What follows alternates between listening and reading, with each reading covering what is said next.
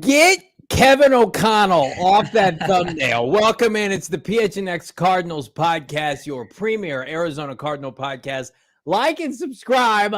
Leave us a 5-star wherever you get your programming. Become a diehard. Go PHNX.com. Pick up a free hat and or shirt. Get a fine-ass sweatshirt for any occasion. Become a diehard. You will not regret it. Is Monty Ossenford about to fulfill a promise, a trade of regret? Johnny Venerable, Bo Brack, Damon Dog behind the mic. We have reached an emotional state here on PHNX Cardinals. Cardinals poised potentially to trade the 4th overall pick. Oh, man. Yeah. According to our guy, Jordan Schultz, as far as where they are with the 4th overall pick, initially called him a sleeper pick, kind of reset himself and basically might have put the final nail in the Marvin Harrison Jr. to the Arizona Cardinals coffin at 4th overall. Plus, we had a little Malik Nabers pro day today where he just dominated down there in Baton Rouge. And since we haven't seen sweet baby Marvin Harrison Jr. basically all pre-draft, and you see a guy dominate like he did Malik Nabers, like it makes you think twice. But, at the end of the day, the Arizona Cardinals probably not going to be in a position to draft either one of them. But then, we'll put this little nugget out there, a little teaser. Our guy Benjamin Albright not closing the door on not being able to maybe potentially get a guy like Nabers in the top 10, even if they trade down with the Vikings. But, we'll get to all of it. First, let's say hi to everybody in the chat. Danny Redbirds, Fishbowl Flash, Low Tone Capone, Deuce getting in there. How about Rudy, Eli? We got our guy Charlie back. Oh, no, Charles. Get that trash out of here, Charles. I tweeted at Charlie yesterday, and I said, "You're a sick man, Charlie." Charlie's a sweetheart. He's our lone Los Angeles Chargers, not our lone. I think he is the lone Los Angeles Chargers fan out there, and he's holding it down for him. He's representing, and he's representing with a $1.99 super chat off the bat. Who's got it better than us? Well, usually you would answer the Jim Harbaugh war cry, nobody.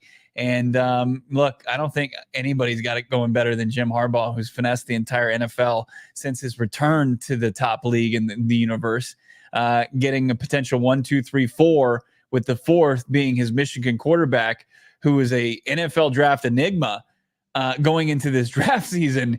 And Jim Harbaugh's firmly put him in the top 5, potentially top 4.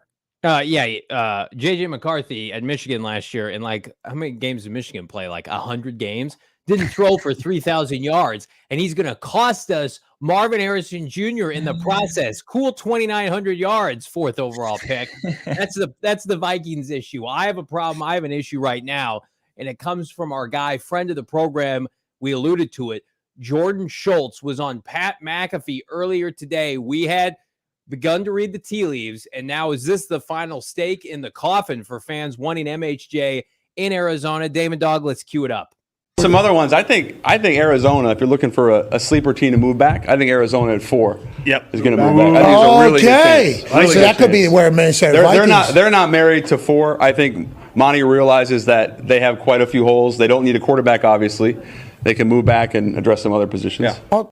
Man, it's like no respect for the 4th overall pick. They were going steady. They've been together, and then they're just going to cast them aside for this. Yeah, they the 4th overall pick. This hussy of a trade down package that they've got that Monty Ossenford can't take his eyes off of, and it's really unfortunate because you would have had a good life with the 4th overall pick. We could have been something. Overall pick. This is not just some sort of settling for anything. I mean, number 4 overall pick is a rocket, an absolute just rocket, and you're just like, I see, as far as my future goes, trading down is the best thing I can do for myself, which, that's Monty's choice. And it's going to be something like I felt like I've dealt with it, right? And I think that it's not the only path to success for the Arizona Cardinals and Marvin Harrison Jr., but it's the least. It's not as appealing as seeing number 18 from the Ohio State Buckeyes catch passes from Kyler Murray on a weekly basis for the Red Sea. I saw people like throwing shade at Jordan Schultz, like, oh yeah, this isn't legitimate. Guys, it's legitimate. He broke the DeAndre Hopkins cut story, or basically the Cardinals were going to move off of him 6 months in advance before Schefter and Rapshi did. There are very few individuals in the media that are connected to this organization after the Keim era, where Keim would just give it to flipping everybody. Schultz is one of the few people. If he's putting this out there pretty emphatically, and to Bo's messaging, he reversed his phrasing. He said, oh yeah, this is a sleeper, but no, actually they want to trade down. They don't want the 4th overall pick. They want more picks. They're not married to it. So that tells us, in the grand scheme of things, that while Marvin is their number one player, and we know that, 2, 3, 4, 5 are within striking distance enough to say, let's get more. Let's get more assets. Let's get another first this year. Let's get a first next year. Let's get a third, right? So, I mean, I think somebody posted the odds this morning. I couldn't tell you what sportsbook, could be our friends at BetMGM. The odds for Marvin going 4th overall have plummeted to almost minus 100. And JJ McCarthy is almost at even money. I think it was like plus 140. I mean, like it is getting dire by the day. So again, it's not a done deal yet. Mortgage on it. On which? JJ McCarthy or Marvin? On Marv. See, you're never going to get better value. Thank God, just like Mike Tannenbaum, former GM, the former ex-host of PHNX bets over here. I'm a futures bet god. Look, I respect. I love your passion, Damon. I love that you're betting with your heart. But let's not looking good, Damon. Dog, Damon. Moments will be remembered. What the pick? Cat will not forget. They won't. That's fine. We have to go through a couple different phases of grief on this show. It's like you're missing out on Marv, presumably. What's available? How much are you getting? Because here's the deal. It's going to be with the Vikings. I saw some people saying, do it with the Giants. Do a mini trade down. Maybe the Chargers take Malik Nabers. And I guess that's a possibility. Maybe Harbaugh goes rogue. That's a possibility. How are the Vikings allowing you to trade down with the Giants? There is no reality in which the Minnesota Vikings, after already trading up for an additional pick for ammo, with Sam Darnold as a bridge quarterback for 1 year, is making $10 million.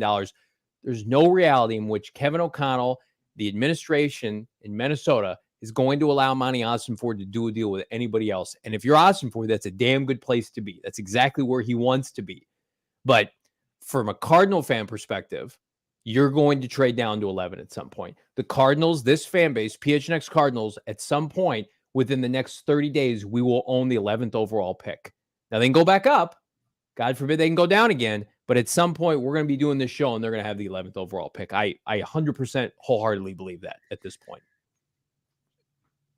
Right? Am I wrong? Do you disagree? Hear you say it. Absolutely. Because, I mean, 11th, when you watch guys like Nabers work out today, I mean, you're out of the range for guys like that. You're out of the range for the top 3 wide receivers. You're out of the range for probably the top tackle, probably out of the range for the first defensive player off the board.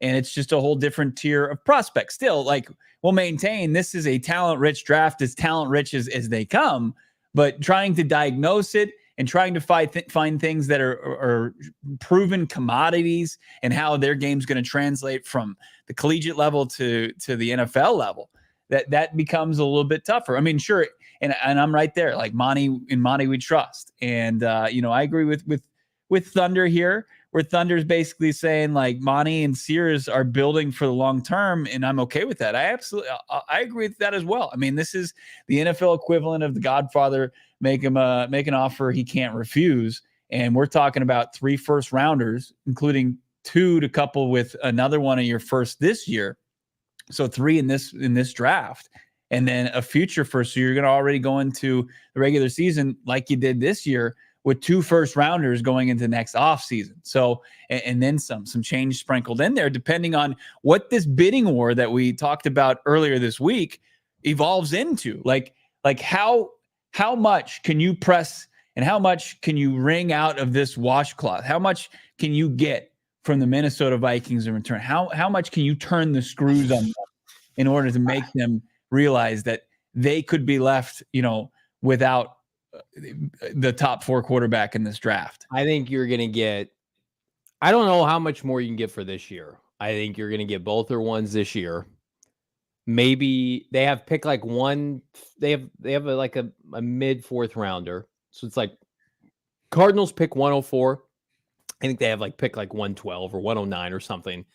I mean, it's not nothing, but I don't think that's going to be the priority. I think the Vikings are going to want to keep that. I think you're going to get 11, 23, and then that's it for this year. And that's going to be the hardest part for Cardinal fans is where's your second? Where's your third, right? They don't have those entities. They used them to get up to 23. So then you're fast forwarding to next year. I think it's a possibility you could get their 1 and 2 next year.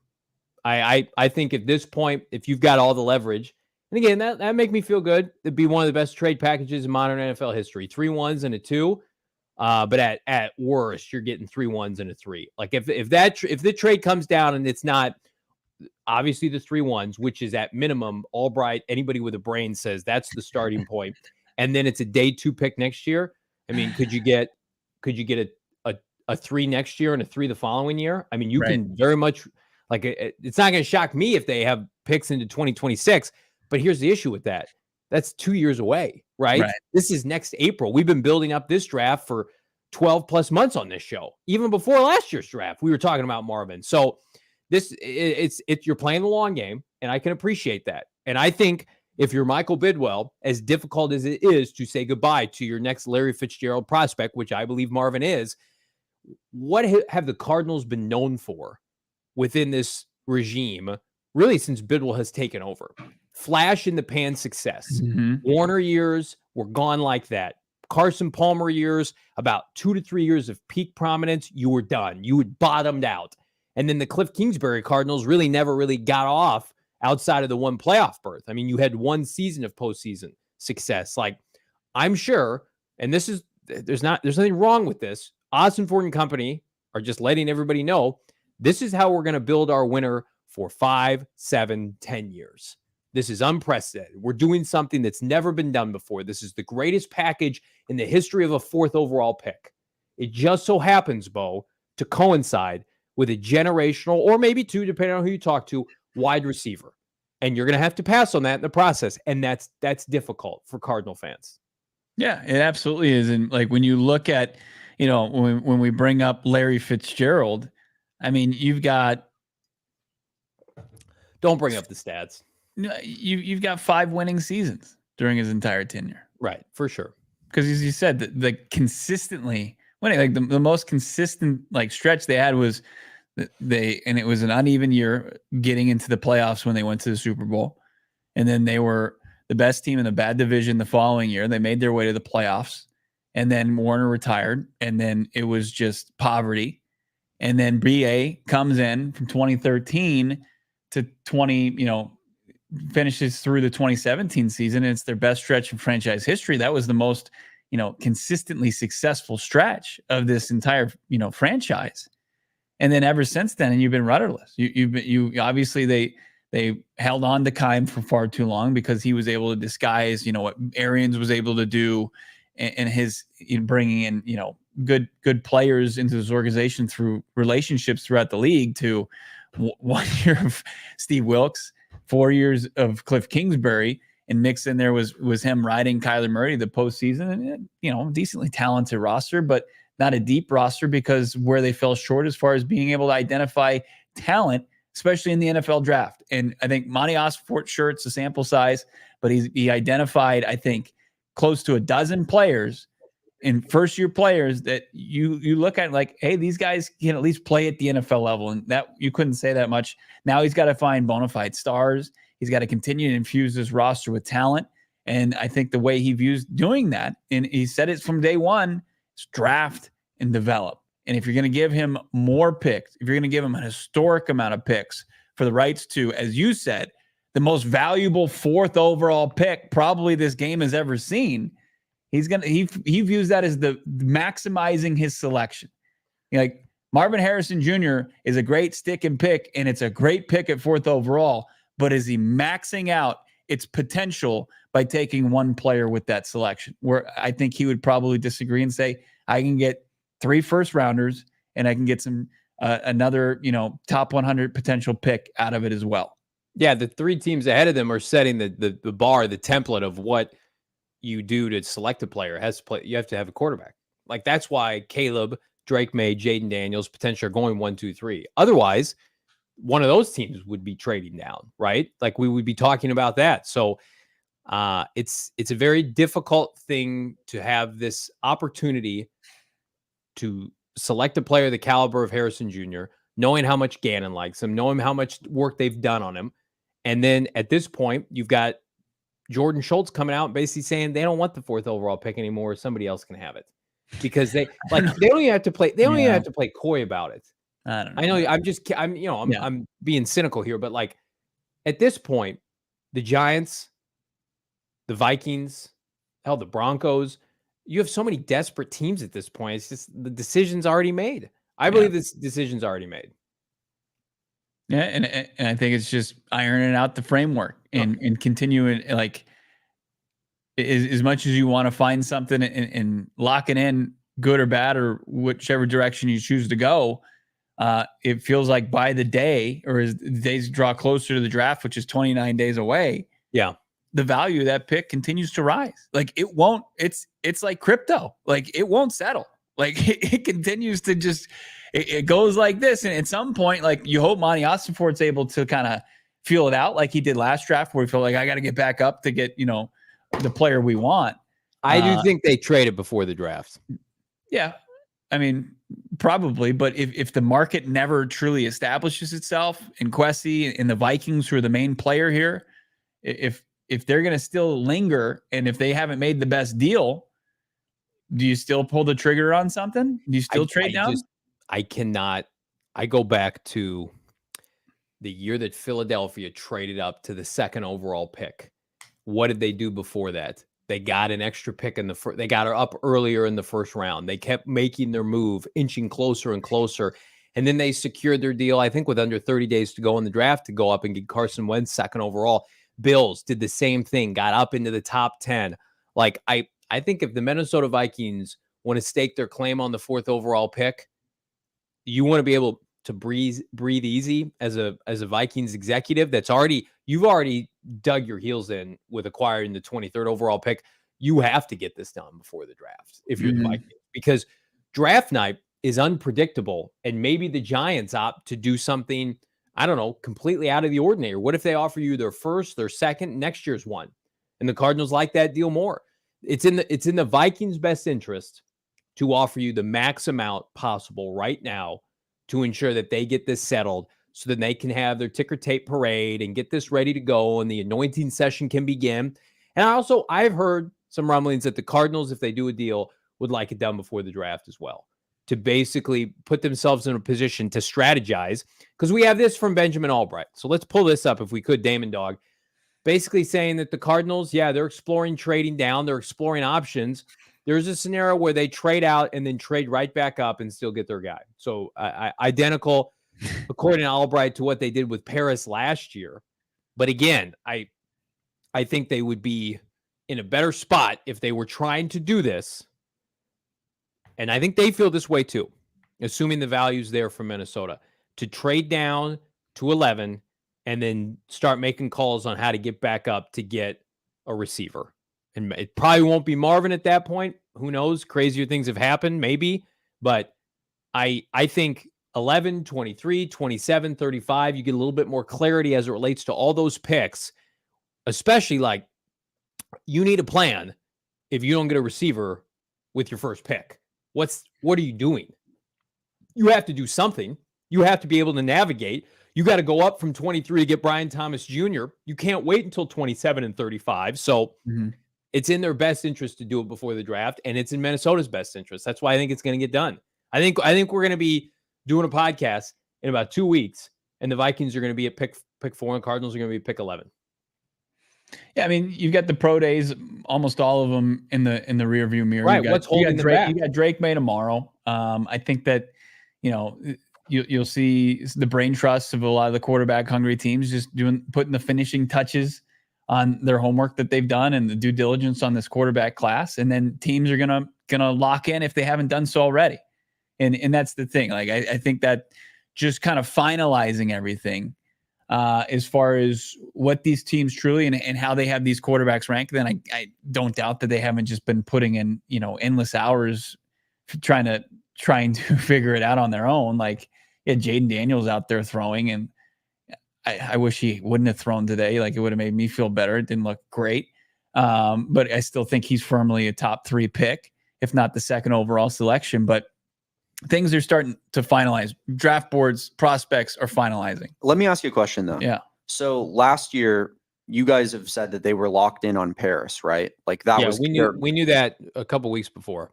They wanted to move down and then move back up to get Paris the whole time. Well, we knew they wanted to move down unequivocally. But then we also had heard rumblings that they loved Paris and that there was a potential that they were going to take Paris over Will Anderson Jr. at pick 3. Yeah, we had that pretty well sourced. So they did that the day of the draft. Mm-hmm. And now, Johnny, you're saying that like they're going to do this 2 weeks from now. But they didn't have any more first round picks to spend. They had a break until the second round. They're going to go from 4 to 11. They're going to have 11. They're going to have 23. They're going to have 27, and you're going to have to make a move from 11 up to 6, 7, or 8. What is it always? When you have more to offer, people will ask for more. And you don't want some team to say, well, shit, look what all the Cardinal picks they have. We better make sure we take advantage. We're going to try to take advantage of them on the clock and bleed them dry. I think you want to have those conversations 10 days, 14 days in advance. Hey, Tennessee Titans. Hey, Atlanta Falcons. We're at 11 now, and we want to come up. Be ready for a phone call. What's a package? But here's the difference between this time in this year and where we are right now in last year. The quarterback class is closer to being finalized. Like last year, it was Bryce Young, CJ Stroud, Anthony Richardson was the riser there, but we didn't know where Anthony Richardson was going to go. And teams like the Bears made their trade very early on, and that was the big deal of the offseason. They had leverage. Right? And then, but you didn't know like how the draft dominoes were going to fall. Like Tennessee wanted to get up and trade with the Arizona Cardinals because they wanted CJ Stroud. Mm-hmm. Right? They wanted, Mike Vrabel wanted Ohio State quarterback CJ Stroud from his alma mater, and it just never happened. So that deal never went through. But now, like the quarterback class this year, it's deeper in the sense that there's quarterbacks worthy that, Caleb's going to Chicago, Jaden's probably going to Washington, Drake May's probably going to New England. And then the Cardinals are just sitting there, the catbird seat with 4th overall, and just taking all the bids from the remaining quarterback hungry teams that want to get in on a class that's deeper and it's materialized a little bit clearer than it did at this point last year. Yeah, that makes sense to me. I guess my question was just like, why, if they knew they wanted to trade down the whole time last year, why did they wait until the day of the draft? I don't think they had a definitive offer. Yeah. Okay. I think maybe that's the case, but I guess my question was just like, why now are they going to do it in advance? Like, to me, here's what I can tell you. The Houston Texans owner, like, they were going back and forth whether or not they were going to take CJ Stroud. And then they got cold feet at the not last minute, but then remember there was talk, like, we had it sourced. I was driving into Four Peaks last year. Right. And I got a text message that said the Titans are trying to trade up to 3. But to Bo said, the caveat was Stroud had to be available. Right. So then there was some rumblings that the Houston Texans were like, the Titans like CJ Stroud, we better take him. Well, they liked Will Anderson so much. They wanted to maybe take him 2nd overall.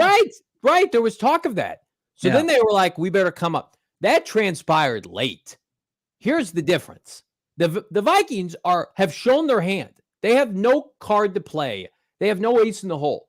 They are as vulnerable as a franchise as you can be. They don't have a top 10 pick. They're at 11 and 23. And while it's great to have those picks on the surface level, are you taking Bo Nix or Michael Penix at 11? Because otherwise you better best well trade up with the Cardinals. The Cardinals will expose the Titans, the Vikings, if they opt to play games and trade with the Chargers pre-draft. They have the Giants there. The The Giants would trade with the Cardinals for J.J. McCarthy. They do a swap of like a second or a third or whatever, and you could do that and still get Malik Nabers or Marvin Harrison Jr. It is clear the Cardinals want more, and the Vikings went and got more to offer the Cardinals. That's the difference. The minute this trade got done 2 Fridays ago, we were all on high alert. Why are they doing this so early? It's to come up to 4. That's it. That's it. There's no other rationale. Why would you have, if you're the Vikings, you let Kirk Cousins walk, your franchise quarterback? Sam Darnold, I like his skill set. He's only 26 years old. Like, what are you doing with Jordan Addison and Justin they're in a win now mode, and you're going to give the keys to Sam Darnold. I mean, who's already shown the Jets, the Carolina Panthers, and there was no urgency from San Francisco to say, "Oh, we got to keep Sam Darnold because he's one play." Brock Purdy's one play away. No, they didn't. They're just like, we'll go with Dobbs. We'll take a. He's a backup, and we're letting the backup walk, and we're going to bring in another backup. Like there was nobody's like, "Oh shit, we let Darnold go." No, the Minnesota Vikings are probably crapping themselves. No one's ever said that. Yeah, not in the history of the game. So it's 570 people in watching the show right now. Make sure to like this video as we continue to talk this through. It's your daily Cardinals therapy session. Like people act like how much I'm helping people today. Somebody said I'm twisting the knife in the chat. We're keeping it real. It's like when keeping it real goes wrong, Bo. How dare you? I mean, look, if we want to talk about receipts, like we're not going to sit up here and gloat when it happens. We're not. We're preparing you. And I think like to a certain extent yesterday, when I was talking to Jonathan Gannon and when we talked to Monty Ossenfort last week, it really felt like they were sending a message without just coming out and saying it. Like Monty Ossenfort said he's open for business with neon sign. And then you had Jonathan Gannon saying, I trust, basically what Monty Ossenfort's decision is. Not, we educate our audience. Not everybody was here yesterday. You asked Jonathan Gannon about passing on Marvin Harrison Jr. And what was his response to that? So I'm going to let Monty cook. Like, do we have the clip from Jay? Well, and he said something to the effect of like, we got a lot of different directions we can go. Yeah. What does that mean? You don't have to get it. He said that Johnny's paraphrasing, but he said, we can improve by going in several different directions. And I'm excited about each and every one of them. And again, like there's a player I have an immense amount of conviction about, and his name is Marvin Harrison Jr. Like the last, if you're a Vikings fan too, like I saw people like, well, we can lowball the Cardinals and just do a deal with the Chargers. No, you can't. The fuck you can. You're not. The Vikings have smart people within that brand. You got smart people and not so smart people on the Twitter streets suggesting that. Like, you're going to pay up. That's the one thing that we will not argue on this show. Monty Ossenfort will bleed the Vikings dry of every draft pick imaginable because of going in this draft, which is so top heavy with potential, not just great players, consistent all pro level players. If this is circa the draft with Penei Sewell and Jamar Chase, right? Just talent upon talent upon talent. And you're asking Monty Ossenfort for a roster that has some nice depth, needs star players. The Cardinals need stars like nobody else in the NFL. You got McBride, Buda, Kyler Murray. That's probably about it, right? Yeah. Like true star players. And James Conner's probably 1 year from being out of here. The Cardinals need Harrison Jr. They need a Malik Nabers. They need a Joe Alt, right? And you're basically going to Ossenfort and saying, we're asking you to punt on all of that, at least at the surface level. If that's your ask, you're not nickel and diming anybody. Get that shit out of here. It's 3 1s plus additional pick and compensations. And the Vikings clearly have received that message because they're actively moving up out of the second round to make sure they have the ammunition to get it done. Yeah. Somebody's saying we're being way too dramatic as far as the Vikings. I don't think we're being dramatic enough.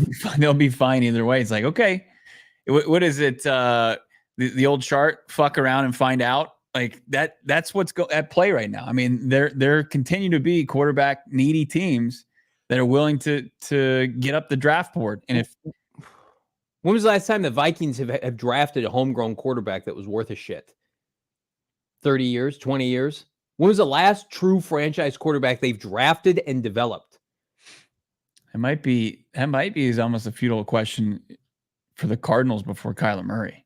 Well, I'm just saying, like, I know you want to come up and get the guy that Kevin O'Connell and company have deemed as their franchise quarterback for the next 10 years in a blue chip rich draft. You're going to have to pay a premium. You got to play a premium. Vikings are keeping 11 and 23 and taking Penix. That's a good plan. Michael Penix, who legitimately just filed for his AARP card. He's in his early 60s. We're out of control today. He's looking to take his first round money, and he's going to buy a Buick. Breaker 619. Yeah, definitely Culpepper. Culpepper, what was that? 25 years ago? Yeah. Dante Culpepper, man. That guy could sling it. Remember the dance? He used to do this when he would score Teddy. We got super chats to read. We got 25 super chats to read. Drop a like on this video. We're going to talk more about this. We're going to talk about Malik Nabers. We're also going to talk. Listen, the betting scene is rough right now because I used to love going on BetMGM. I still do. But for the draft props about who's going to be the 4th overall pick, it used to treat me right. I could go on there and it would be minus 350. Marvin Harrison Jr., 4th overall of the Arizona Cardinals. That is not the case anymore, as we alluded to, but there's still plenty of bets to dabble on, and we're going to hook you up. BetMGM first bet offer, $1,500 up to. So again, all you got to do, download the BetMGM Sportsbook app on your iOS, Android, or visit BetMGM.com. Sign up and deposit at least $10 in your newly created BetMGM Sportsbook account. Place your first wager and receive up to $1,500 back in bonus bets if that bet loses. So again, place a $10 bet. You get your $10 back if the bet loses. Place a $1,500 bet. If it loses, you get $1,500 in bonus bets. It's that easy, but you got to sign up with BetMGM. You got to use the bonus code PHNX, and you got to check out the show notes for full details. Now listen to my guy, Shane Diefenbach, talk about it in the disclaimer. Bets expire in 7 days. One new customer offer only. Gambling problem? Call 1-800-GAMBLER. Available in the U.S. Call 877-8-HOPE-NY 467-369 New York. Call 1-800-327-5050 Massachusetts. 21 plus only. Please gamble responsibly. Call 1-800-NEXT-STEP Arizona. 1-800-BETS-OFF Iowa. 1-800-981-0023 Puerto Rico. First bet offer for new customers only. Subject to eligibility requirements. Bonus bets are non-withdrawable. In partnership with Kansas Crossing Casino and Hotel. See BetMGM.com for terms. U.S. promotional offers not available in New York, Nevada, North Carolina, Ontario, or Puerto Rico. Needed to fuel up today with Circle K. We'll get into that in just a bit. You had some updated odds from our friends over at BetMGM. Current number 4 pick odds for Marvin Harrison Jr. is minus 175. So not quite as bad as Johnny maybe presented out. Some other books have that lower, but our friends at BetMGM, they're holding the line a little bit better than some of the other. I mean, it was minus 275 a week ago. Yeah, we're inching closer and closer to even money. Here's what I'm going to say. We're inching closer and closer to the 4th overall pick line, like being taken off the books. I think we're going to get to that point. It's just going to be gone one day. Maybe not because the intrigue with like Drake May, JJ McCarthy, but I think there's a good chance like that. When that pick, like before it gets traded, that pick's going to be gone from BetMGM. I'm going to have to call all of our bookies and see what's going on. I want to hold the line. Who are we holding the line for? It's like I'm going to hold the jump rope. Money odds before jump in. We're doing double dutch. He never shows up. That's what it's like. It's hold the line for whom? We're by ourselves. Like Stephen Glaswell at the lunch table sitting by himself. Yeah. That's Damon waiting for this fan base, Johnny. It's for this fan base. You customer service with an airline. You're just holding. You're on hold. Yeah, that's true. And then they hang up on you. You get disconnected, and next thing you know, the airline we flew on the way to the combine. Let's get to some of these super chats here. Evie Kreen, I think this is from Germany. 249 super sticker. Thank you so much for the support and the super chat. And then it's Deuce, our friend of the program. $2 super chat. MHJ equals me first. Alt equals team first. Joe Obo LFG. You rock. I think they're like little steak emoji. I think that's for you, Johnny. I don't know. I think that he just put that. I think he just put that in there. Deuce, I think they love Joe Alt. And I think if Joe Alt was in striking distance from 11 to wherever, I think they'd be all over that. Absolutely. Joel blew him away as far as the interview process goes. Redbirds 224, $5 super chat. Jobo repping the Bird Gang strong out here in Atlanta. Never miss a show. Thank you, Redbirds 224. Thank you for repping Bird Gang, of course, the Cardinals and PHNX Cardinals community and the ATL. That's great. How about Short Stacked Goblin, $4.99 super chat. I trust Monty, but passing on, let's see, Will Anderson Jr. and Marvin Harrison Jr., the most talented non-quarterbacks in the last 2 drafts, starts to raise an eyebrow. He better draft 3 day 1 NFL starters. I did a little piece that's dropping on the Fine YouTube channel on Friday, and I just emphasize, and I'll say this now, the pressure that will be on these picks to hit. I mean, you think Andy Isabella felt pressure after DK Metcalf blew up, Andy, it's going to be that times 4, especially if Marvin Cooks his first year. Like if you're Byron Murphy II, if you're Jackson Powers Johnson, if you're Xavier Worthy, God forbid, if you're Ladd McConkey, you need to show up. You need to show up to Glendale this summer, and here's the thing: to be an ass kicker. Here's the thing: he's not walking into the same facility. They're going to get in there, and they're going to get a glimpse of Jonathan Gannon, and he brings the juice every day. And it's not the same toxic environment it once was. Like there's not going to be like the extreme, overwhelming pressure for a guy at a UMass to come in and produce to what the level people expected at it. Like I understand that there's going to be pressure from the fan base because of all the variables that play into it. But ain't Steve Keim drafting Andy Isabella at a UMass and bringing him into, not exactly the best situation. One of the least talented rosters we've seen after that 2018 season. It was awful. I mean, it was devoid of talent as they come. And he like the expectations on Andy Isabella were unfair. And then he wasn't given the tools as far as what he being taught the NFL level. He had Cliff Kingsbury as his head coach and the wide receiver coach that they fired the next season. Like it's a much better and more conducive situation to success. The infrastructure's there. I mean, this is a different age for the Arizona Cardinals than that was. And I understand there's going to be pressure. But like Monty Ossenfort, if he vets these guys and he thinks that they're up to the challenge and want to be Arizona Cardinals and they're making the right selection, then I think they're going to be in a lot better spot. And it's not going to just be like, okay, we drafted you. We used the pick from the quarterback we swung and missed on in the first round of the previous season. Go out there and do your thing, guy. It's completely different. I agree. Doesn't mean that like we need to see the kind of results I think that we saw from Paris and Michael Wilson and then some. Like all these guys need to be contributors, need to make plays. There can't be any redshirt years, certainly. And they like outside of the previous regime and the old brand of Arizona Cardinals football, what gives you? I mean, I know we've seen only one season, but we've seen good positive results. Yeah, absolutely. Somebody's got. I mean, of the 4 picks, we're only going to see 2 of them this year. I'm assuming they're going to get 2 1s and then a first and then a sweetener next year. So we're only going to get 2 of them this year. 11 and 23 will be compared to Marvin. Fair or not. Unless they trade up and get a Malik Nabers or somebody like that. We're going to talk about that. Like 11 and 23 are under much more pressure than whomever they draft next year. 11's under the most pressure. Like whomever you pick at 11 because of who you're passing on. Fair or not, because 23, that's a prospect that deserves to probably be picked in the 20s, more or less. Whomever you pick at 11, presumably you considered a top 10 talent because the quarterbacks went above. So this is a top 6, 7, 8 player on their board. I'm not saying they need to be like defensive or offensive rookie of the year, but you can't have a slow start for optics. I mean, they can. Look, I mean, it's more likely than not that they're going to be somebody that puts their hand in the dirt. Right? I mean, I don't know about that. What do you mean? Like, I think it'd be a mistake to not at least try to get a receiver after you trade down. Unless it's the other 2 guys in Nabers and Ndunze, then yeah, you are putting unnecessary pressure. I think that they would want to do it and get back to the philosophy that they want to ride with anyway. They want to build this team from the trenches out. Like you've heard Jonathan Gannon talk about and emphasize guys to put their hand in the dirt.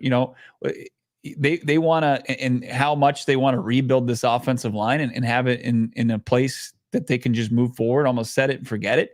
Like I think that they get back to that, and there's only a few prospects that would take them out of their team building philosophies. Deuce, $2. Marvin Harrison Jr. Wishers start taking your Alt.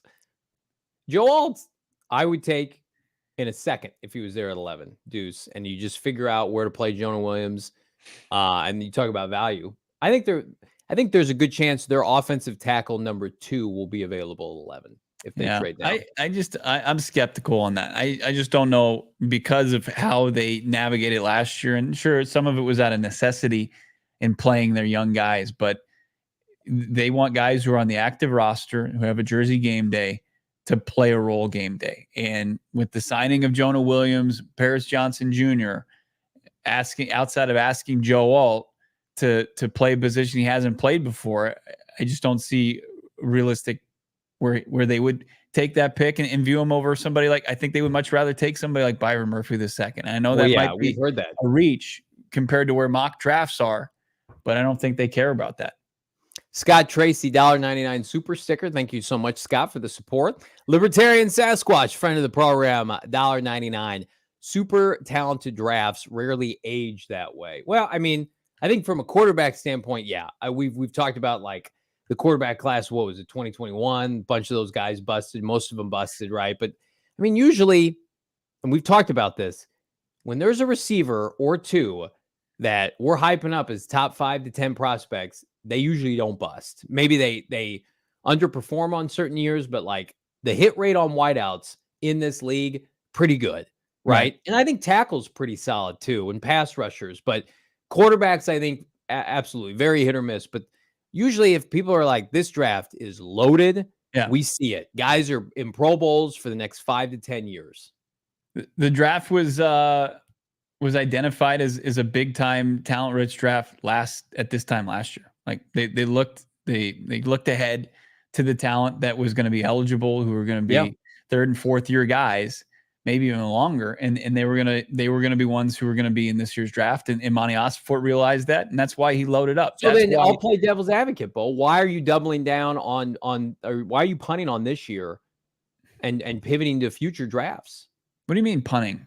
Well, you're punting on the 4th overall pick if you do this trade. Yeah, but it doesn't punt on the draft. I mean, no, but you punt outside again. 4 to 6. They have 11 picks.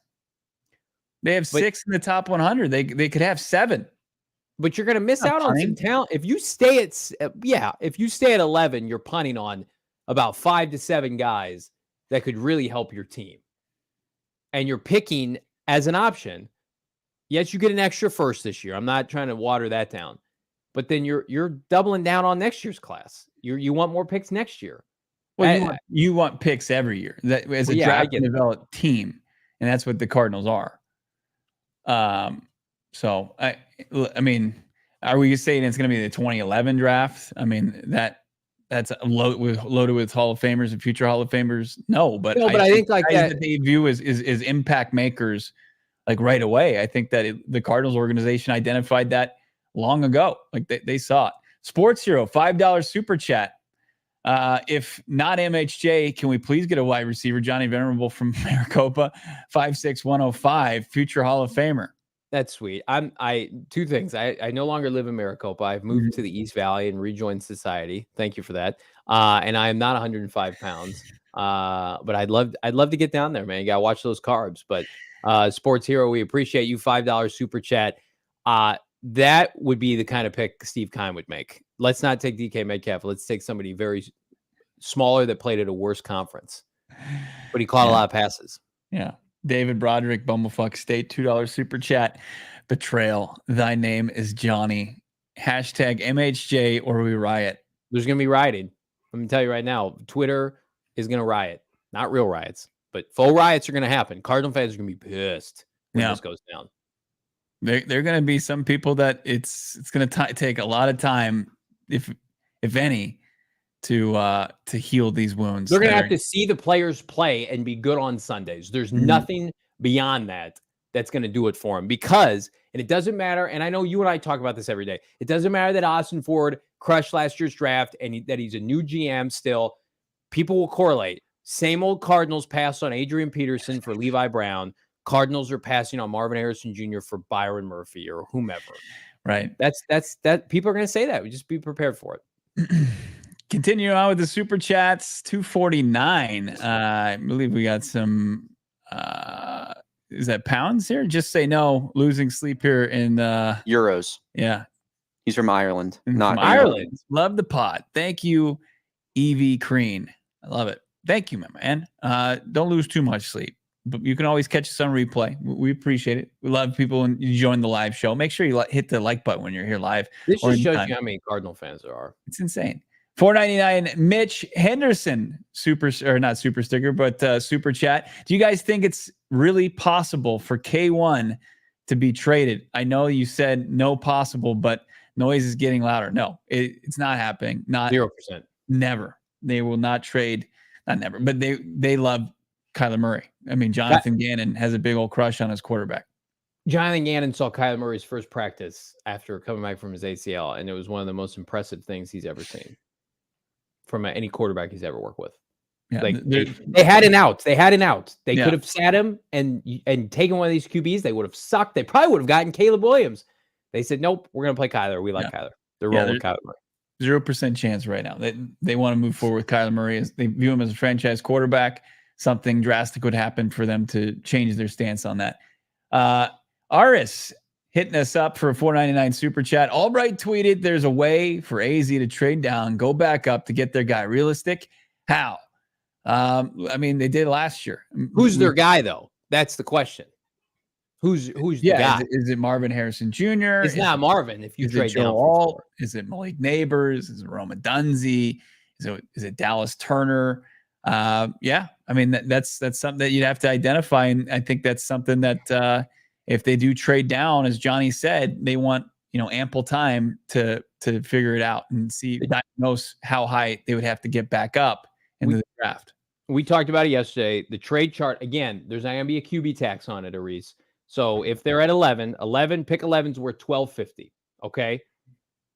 The Cardinals have a third round pick almost at the top of the third round pick. 66 is worth $260. So theoretically, you would package 11 and 66 to come up probably for 7 or 8. That I don't know if that gets it done. You might have to add a later pick because Chicago could very well come up and they could offer Tennessee or Atlanta just something as security, right? And then the Titans or the Falcons don't have to drop as far. But if you're asking me, I think Austin Ford would be willing to do like a 3rd and a 5th to come up from 11 to 7 or 8 to get his guy. But see, the problem with that is we got to wait till draft night for that to go down. And if this trade happens in the next 2 to 3 weeks, people are going to stew on that. But what it does, and Bo alluded to this, it gives them time to put these in place to secure a receiver. Really, it's got to be. I love Joel. You got to get a wideout there. You got to get one of the big 3 wideouts. And if you do that, even though I love MHJ, and you get all those extra first rounders, then it becomes a historic haul. Cardinals fans find forgiveness in their heart suddenly if you do that. John, $2 super chat, MHJ or pick 23. That's it for this season. 100%, John. In a season in which the pressure is going to be on, and you've won, count it, 8 games in the last 2 years, and I know Austin Ford and Gannon were here for only 4 of those wins. People like the idea of building through the draft, and then the games start, and you better produce, right? So again, we can have patience here, but the players that you draft this year better show up on Sundays this year. And there's no reason to think they won't, but a lot of pressure. I've never seen this many super chats. You guys are unbelievable. Thank you. The Icon 20634 $9.99 super chat, Johnny. The Cards have the keys to a Maserati. Why give those keys back for a Honda or maybe a Lexus ES? Cards shouldn't have a top 10 pick next year, and neither will Minnesota. I agree with that. Both could be mid to late teens, early 20s in 2025. You're speaking to the choir. This is a rare opportunity for them. If you want to trade down from 23, not 23, trade down from 27, right? I think you ought to be able to fortify this roster with this year and next year's draft. You don't need all these extra firsts, in my opinion. But Marvin Harrison Jr., if they do this, will be deemed expendable to them. And I think that's a mistake, but that's something that they have come to grips with, especially the icon. If they think that they can get a Dunze, Joe Alt, somebody that's right there, it comes down to, Bo, they feel a burden, a responsibility with this 4th overall pick in a position where it maybe is never again. Like, when's the next time 4 QBs are going to go 1, 2, 3, 4, and the team that's picking 4th can take advantage of it? Mm-hmm. Like, there's elite receivers every 3 to 4 years, player like Marvin every half decade. We may never see this again. And so the Cardinals are thinking to themselves, our roster needs an infusion of talent. We have to make this deal. I think they feel a burden, the icon, to make this deal. How about Ryan Corley jumping in, $2 super chat. Carly, trade down fits our scheme better. I mean, accumulating draft capital now and for the future, absolutely. That's on brand for them. Yeah. Corey and Lindsay, and excuse us if we scoot through these, but I mean, you guys are so generous. We've got a ton of these super chats. Corey and Lindsley, if we get a MHJ, Johnny needs to take a Zen live during the draft show. Are you gonna be the Zen master, Johnny? Do you know what Zen is? I'll rip off my shirt Hulk Hogan style. Let's do that at Gila River Resorts and Casinos, Bo. But I will be the opposite of Zen. I will be a madman, Tasmanian devil. Yes, no idea. One time there was somebody left their Zen at an Oktoberfest, and it was before Zen had blown up, and I knew what it was. I had some friends that were quitting, either chewing or smoking, and that, you know what these are? There's little pouches or whatever with nicotine in them. I know what Zen is. Okay. I know what Zen is. It's all right. I'm just letting you tell me the story. Don't be too offended. But anyway, after having a couple pops, and the people I'm with, they wanted to pop a Zen, so they put a little packet in their lip. And next thing you know, it was like the scene from The Sandlot where all the kids are vomiting. Like, it was just one after the other, just going down. I was wise enough not to do it. I have no tolerance to anything, Corey and Lindsay. So it would be bad news for your boy. Greg, $2. Any truth to the 3-way trade with Vikings and Chargers? Zero truth to that. And I like the people who are pushing that on Twitter. There's not going to be a 3-way deal. That's just those don't happen in the NFL.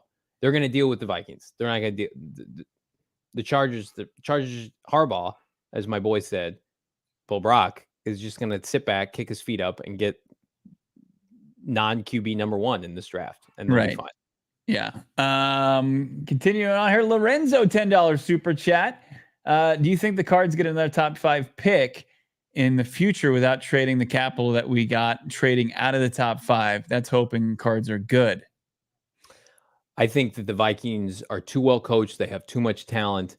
I think the Giants, if you get a future first, like the Giants are the team, because the Giants are so poorly run. The Vikings are a good franchise. When's the last time the Vikings have had a top 5 pick? Like, in my adult life, I can't think of it. They're usually picking anywhere between like 15 and 25.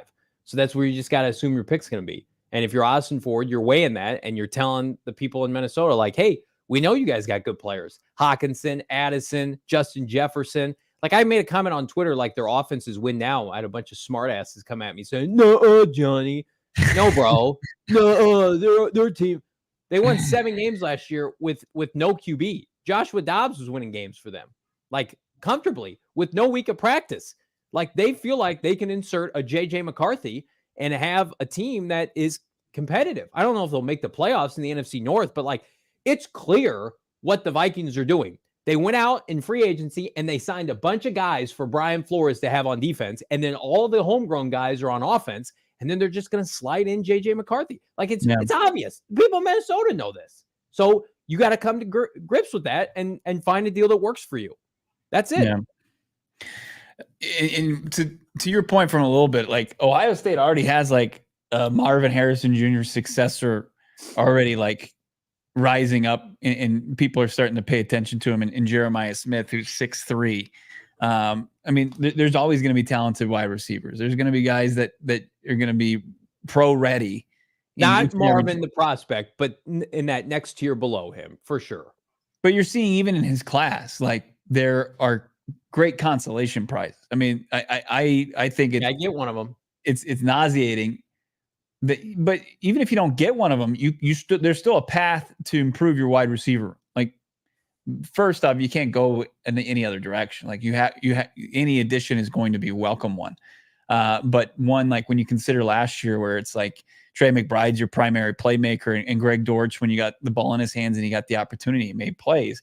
Like you need and Michael Wilson got on the same page with Kyler Murray before the end of the season, but you need to supplement it with another one and more than that. But Marvin Harrison Jr. just gives you rocket fuel to where you could take this offense to another level. And I think that's what pisses people off. No doubt about it.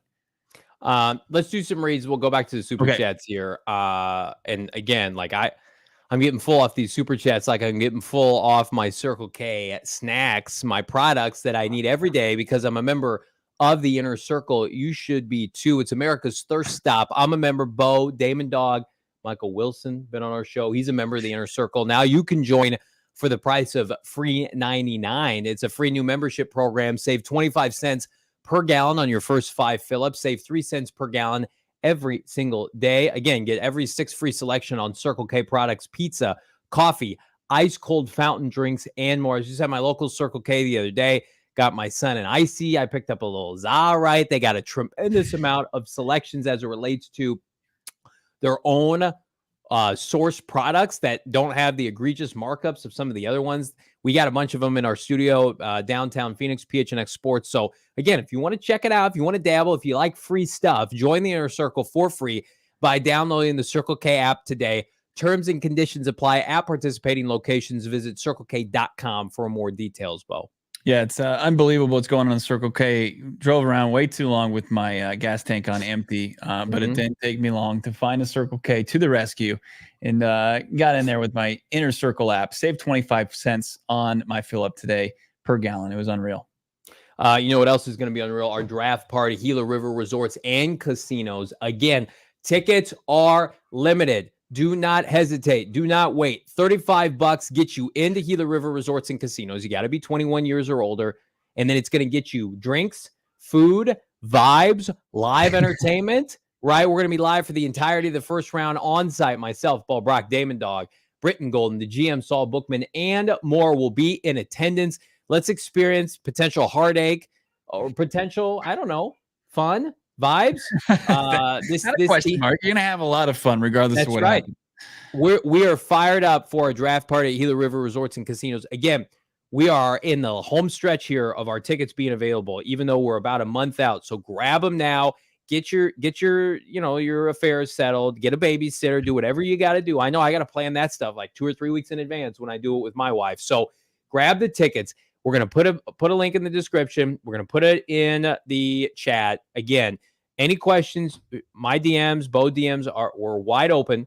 Come and check us out at the draft party. You will not want to miss it. We got giveaways, so many surprises on deck. You never know who might show up, but this is going to be a monumental night at Gila River Resorts and Casinos, April 25th. Do not miss out. Yeah, don't miss out on that. The question of the three-way trade has ever happened in the NFL. Really hasn't. There's no big-time notable three-way trades. You have to go back a couple decades to really find one. So it would come in the form of Cardinals make a deal and then they make a corresponding deal. Yeah. I just don't. Yeah. I don't see it. It's tough to get in the NBA. Involved. Yeah. Thank goodness for that. I just like the draft better than the NBA's draft. I don't like the team being bad and then you have to wait for a ping pong ball. The 90s Poppy, $1.99. We trade to 11, then trade back to 5, still get MHJ. I mean, you're talking about you'd probably have to do. Why are the Chargers trading back at that point?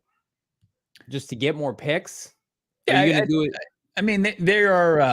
I think they're obviously looking to create assets out of the few that they have remaining. In the 5th overall pick, they view that as an asset to improve their team. And if they're not set on one pick, or they feel like they're going to reach on that guy and they could trade back and still get a talented player, and it wouldn't be as much of a haul for the Cardinals to get back up. I think that they would view that. And they realize that it would be ignorant for the Vikings to make a deal with them now. And they know that the Cardinals are the ones that kind of hold all the cards currently. You probably could do 90s Poppy, pick 35, and 11 for pick 5. That probably gets it done. Now, would you be willing to do that for Marvin? I would. Absolutely. And then you have 23 and a first next year. But again, would the Chargers do that? We'll see. But I think that would get most draft years, that would get it done, because that's basically what the Cards paid for the right to get Paris last year, was it not, Bo? Yeah. Hunter Gallagher, if the Cardinals can go out and get Hollywood, Haywood. Okay, gotcha. They'll be all set because I'm ready to got it. If we get MHJ. Hunter with a classy super chat. Charlie Sinclair jumping in. I'll take goodness Bo read that one. 27 and 35. What's that? Thank goodness you read that one. Yeah. Charlie, if I'll take the Cardinals trade for 11, 27, and 35, you will get none of those. If you get Marvin, Charlie, you dirty dog, just count yourself lucky. But I mean, Malik, we need to talk about Malik Nabers a little bit. He had a combine or a pro day performance today that was unflippin' believable. He ran an unofficial 4.3 on top of all of his other metrics. I think he jumped like 10 stories high. Like NFL people are losing their mind. And while Daniel Jeremiah came out and said, like, I still have him as my wide receiver one, that being MHJ, there are a lot of people not only that have Nabers as the number one wide receiver, but the number one player in this draft. Does this change? I think it's a non-story. I think it's a non-story. No, I mean, it's an opportunity for those who are too smart for the room. And I mean that in the best way in this sense, right? As far as the Jeremiahs and as far as the Lance Zierleins who are like, I've got Malik Nabers actually as the number one wide receiver in this draft. It's like, okay, that's fine. But what makes Marvin Harrison Jr. so valuable is the fact that he's basically a proven commodity going into the league. He's a guy that is not only pro ready, I think he's star ready, and he's proven that he's quarterback proof. Where I don't think the same can be said for Malik Nabers. Like Malik Nabers had 1,000 yards last year. He's played the last 2 seasons with a guy who's been a Heisman Trophy winner and a guy in Jaden Daniels and a guy who put up decent numbers in his first year for LSU. So Malik Nabers hasn't proven that he's quarterback proof, system proof, where Marvin Harrison Jr. I think has. I mean, he caught passes from CJ Stroud, was extremely productive, and then he caught passes from ragarm Kyle McCord and caught the same amount of touchdown passes, 14 tutties. Like I think, and he's a bigger version of his dad, who is already Hall of Famer, was a top wide receiver from the greatest quarterbacks of all time, and Peyton Manning. Marvin Harrison Sr. has a bust in Canton. Like it's all there. It takes out a lot of the homework. And if you want to, talk yourself into Malik Nabers, that's fine. Like if you truly believe that, then that's great. But I think as far as the draft, where nothing is lock. A guy like Marvin Harrison Jr. is a great bet at 4th overall wherever he goes over Malik Nabers. Yeah, you hit the nail on the head. You're just out thinking he's 4 inches bigger. I mean, he's been a more dominant player at the collegiate level. Lauren Downey, $5. Thank you so much. Everyday listener from the UK. Thank you so much, Lauren. Fingers crossed for MHJ. Bengals taking Chase helped them get to the Super Bowl. Great point. Get Kyler MHJ, and he's primed to boom. I agree. I think he's the level of Chase, if not better. I think Chase profiles well with Malik Nabers, not just because they both went to LSU. They have the same measurables. I think Marvin is in the caliber of Julio Jones and Mike Evans. I think that's what you're getting. I think you're going to get somebody that will eventually be the best receiver in the NFL, that you can pencil in 1,300 yards every year, assuming he stays healthy. Somebody that quiet personality. I mean, AJ Green, we never heard from for a long time. He's just somebody that's just going to go out and just produce every year. And I just don't think you can put a price on that. You can romanticize picks all you want, but if you get a guy that's almost a sure thing at any position, especially a premium position with, like we've seen at wide receiver, I feel like that I think it's a mistake to trade down. I've made my peace with that though. Yeah, but the Bengals also struggled to develop offensive linemen. They've struggled with it, and Penei Sewell was the option there, and they felt like Chase was the move, and it yielded great results early on. I mean, he immediately got them to the Super Bowl. But we've also seen, Joe Burrow take a lot of wear and tear because they've consistently had offensive line problems. So you take the good with the bad, and it's been overwhelmingly great for Jamar Chase, no doubt about it. Daniel Appel jumping in, $4.99. I don't see why JJ is seen much higher than Bo Nix outside of age. Why JJ McCarthy is so much higher than Bo Nix outside of his age. I think physical traits, he's got a bigger arm. And I mean, Nix is older, to Bo's point. And here's the difference, Daniel. You've seen the bad Nix before. Like, we've seen when Bo Nix goes wrong, he goes very wrong. I mean, he basically got run out of Auburn. Here's what I'll say. Like, if Bo Nix goes to a stable organization, I think he can have more success quicker. But I think your ceiling with Bo Nix is limited, whereas JJ McCarthy, what's everybody being sold on right now? It's certainly not his production, 2,900 yards and 22 touchdowns. It's oh man, we need to unlock him. He's got a big arm. He's mobile. He can do X, Y, and Z. Harbaugh just didn't ask him to do everything. Like, people know what Bo Nix is. He's a fringe prize starter in the NFL, and he can be productive in the right situation. He's probably like a Gardner Minshew in a lot of aspects. But he's like Colt McCoy, and I don't mean that in a bad. Like, if he had a better version of Colt McCoy. Yeah. Baharo 3. Monty trading the Vikes Dobbs has cost us top 6. You got that? Yeah, I'm not sure what that means. Monty trading the Vikings, Joshua Dobbs has cost us a top 6. So, I don't know. You feel free to expound on that in the comments. How about 4C33? We got, what if we trade back up to 5th with 11, 27, and 90? I don't think you're going to need to use all that. I think it's going to be 11 and 33 will be enough. I think Harbaugh would do that, because then he could go back and you're getting a first round caliber player at 35 if you're Harbaugh, and then at 11 he can take the position he really wants. I don't know if you guys saw this. Our guy Adam Hogue posted this on Twitter, and then Albert Breer embedded it like a little jackrabbit. Basically, Harbaugh going nuts on offensive line play. I think Harbaugh they'd like a top 40 pick, please, and an offensive tackle at 11. I think they would do that. And Austin Ford can lay that foundation, but you got to do your other deal first, which is why I think they will before the draft. One of our favorites from Super Bowl Radio, Big Crack in the back, $2 super chat. Wide receiver has to be Nabers, MHJ, Adunzi, or play for T. Higgins from the Bengals. They're just, I'm with you on halfway. I think if we're going to sit there on draft night and they're not going to get a receiver with their first pick, it's going to make things infinitely more difficult for them later, even though this draft class is deep at receiver, and there's no way they're trading for T. Higgins. The same with Hunter, another super chat, 199. Wide receivers won't bust, but if we get an MHJ, I'll leave it at that. Static, 199, super sticker. Scott, 499, but thank you, Static. 499, want to email my draft analysis to you guys. Now do I do that? Yeah. DM us. Choose the DM. Our DMs are open on Twitter, Scott. Bo at gophnx.com. You can email that too if you want. The Red's email. Wow. That's right. It's on my Twitter profile. Oh, it is? Okay. Yeah. The red bearded red. I've been a STM since 06, and I've seen this team make way worse decisions. Oh, season ticket member. Not drafting Marvin, no matter how bad I want him, won't affect my fandom. That's a good mind. That's a healthy mindset.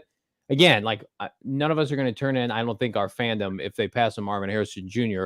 But I do think it correlates with some moves they've done in the past where it's like, hey, this is the obvious choice, and let's not outthink the room. The trading, the outthinking the room would be taking a different player at 4.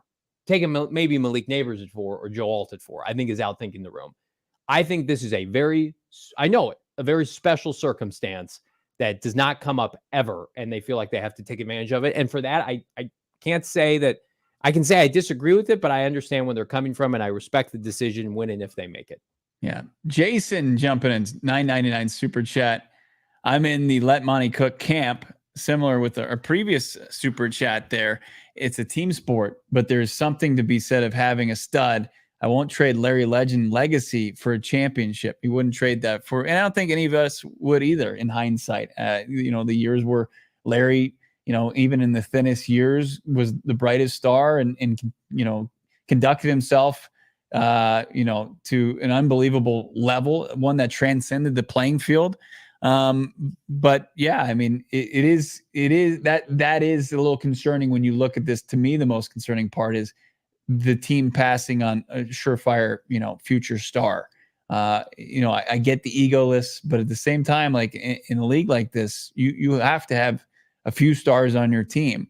And when you're in a prime spot to take one without having to do a whole lot of heavy lifting in order to do so, it makes the fan base hesitate a little bit. Garrett, $4.99. If we do end up trading with the Broncos, even though unlikely, do y'all think the Broncos would throw in Surtain? I think they would have to. They don't have enough leverage. Yeah. Benjamin Albright kind of alluded to this today, that it's like it would need to be either one this year, next year in 2026, or the first this year, the first next year in Patrick Surtain. And like, I think the Cardinals would take Surtain. He also talking about Cortland Sutton too? And it's just like, I don't think Sutton's a fine receiver, but he's not. He's got injury concerns. And right. Yeah, I think the Broncos are, as much as Sean Payton would lead you to believe otherwise, the Broncos are not trading up. The Broncos had to give up picks for Sean Payton. So I'm sure Sean Payton probably feels a little bit of a responsibility. Like, not at all. He's like, we got plenty of draft capital. He doesn't want to allude that they don't. He would never do that. You're not in this. Sit this out. Kareem Rodriguez, $4.99 super chat. Us fans have to realize that great teams build through the draft. Yes, it may suck, but what if this year's draft class makes us a playoff team? Great point. Yeah, and you want to build a sustainable winner. And I love Marvin. Marvin can't do it by himself. You got to hit on a bunch of picks, and this is what they're going to say if and when they make the trade, post-draft, pre-draft. They want more cracks at this. And again, it would be the first time in NFL history, I think, that the same team run by the same GM would trade back-to-back out of the top 5. I don't think that's ever happened. We got a hat trick from our guy Charlie Sinclair. We'll roll through him. $1.99. Charlie Sinclair, Chargers GM drafts best player available, comes from the Ravens, and I think that's what the Cardinals want to kind of start to look like. And then say, you think Harbaugh and MHS talk about that pass, Marvin Harrison Jr. about his first career touchdown pass that Charlie hinted and told us about earlier this week. Do you think there's any way that Harbaugh prefers Malik Nabers over Marvin? Probably not. No. Okay. I think that he wants the 6'4" playmaker if he was going to take a wide receiver. I think he's a very similar spot as the Cardinals, where he's making an exception to his usual rule, where he wants to rebuild the trenches, especially when he looks at where Justin Herbert and that Chargers offense struggled. Sure, they need pass catchers, but they had some on the roster last year, and it didn't matter when Justin Herbert was getting beat up week in and week out. Deuce, $2 super chat. Our last super chat for now. Monty Osford is saving us from ourselves. Trust in Monty. I hope so. I hope you're right, Deuce. I'm going to tell you what you're no doubt going to be right about. Committing to our friends at Desert Financial Credit Union, the official credit union of the Arizona Cardinals. I'm sure Monty Osford would approve, as would I. I'm a proud member of the fine institution that has been around for more than 84 years. Desert Financial has been Arizona's largest, most trusted local credit union, dedicating to creating exceptional experiences by giving back to the community and providing financial solutions that make life better. Check them out for savings accounts like your boy, checkings accounts, mortgages, loans, credit cards, investment options, and more. They got a ton of stuff. Plus, my favorite feature, they're all over the valley, the East Valley in particular. So if I need some cash, if I need an ATM, I don't have to drive far to get my cash when I need it. It's fantastic. And you can rep your team spirit, even if the Cardinals don't select Marvin Harrison Jr. Every single time you bust out your debit card with the Red Sea Arizona Cardinal Visa debit card. And if you want one, check them out, desertfinancial.com/Cardinals to get started. Open up a free checking account today. It takes a matter of minutes to view your checking account, sign up online, debit cards in the mail a couple days after the fact. I promise you will not regret it. desertfinancial.com/Cardinals, Bo. This is my favorite day of each and every week, not just because we get to spend it with 550 plus people in the chat right now live on PHNX Cardinals, but it's also because for dinner, me and the fam, we're getting some Sunburros. Of course, Arizona's most beloved Mexican restaurant here in our great state. Check out what's going on right now at Sunburros, and you got to act now because it's only lasting through the rest of the month of March, where you go there and you use the code PHNX to receive 20% off your order.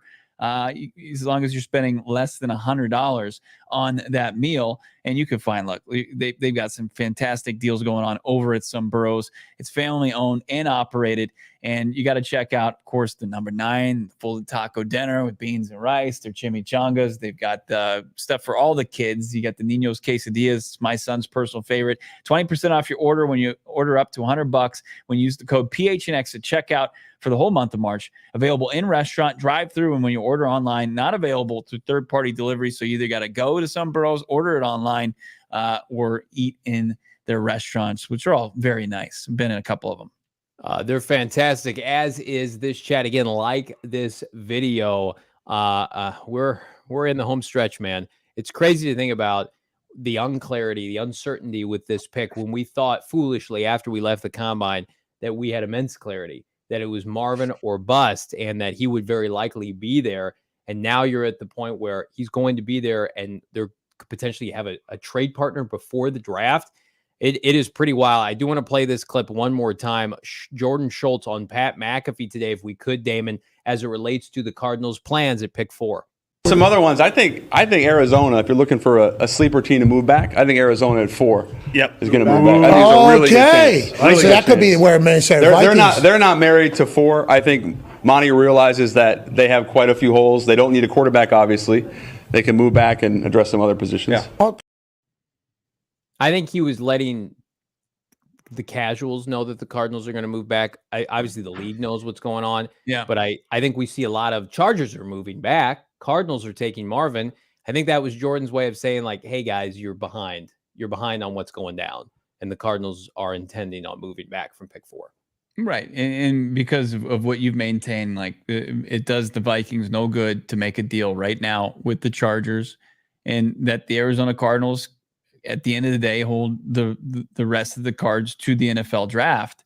And they're the kind of the linchpin. It's going to dictate where we go from here. And if the deal doesn't make sense to Monty Osfort, and that very well could happen. He said it's himself. Like, he's always going to take calls.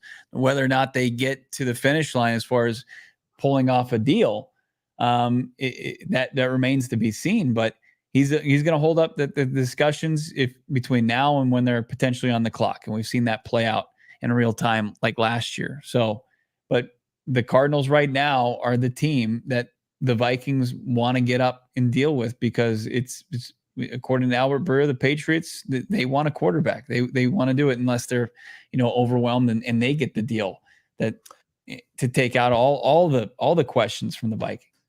Like this video. Let's get this video to 500 likes here on a football Wednesday. So much to talk about. Drop a like. Wow, a new like icon. I've been replaced by the great James Connor.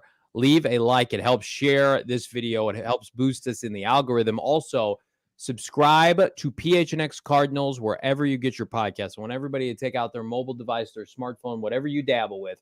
Go to your podcast feed, type in PHNX Cardinals, and click that follow button. Bo's going to be dropping some exclusive audio of his time with Jonathan Gannon. We record audio-only podcasts every week as an extension of the show. And, of course, the daily podcast also available. PHNX Cardinals, wherever you get your podcast right now. Do not miss it, Bo.